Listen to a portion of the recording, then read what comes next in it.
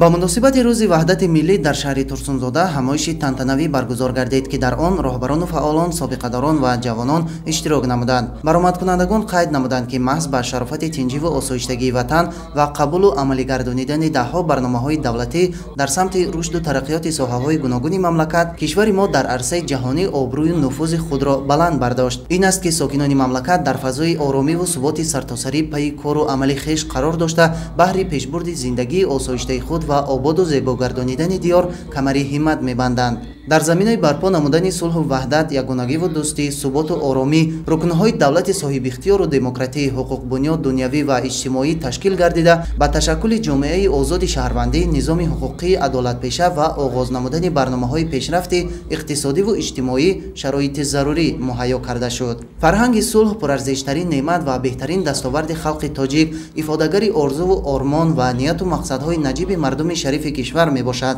ки арзишҳои ҷовидонаи инсондӯстиву фарҳангпарвариро дар тӯли асрҳо пуштибонӣ кардаанд.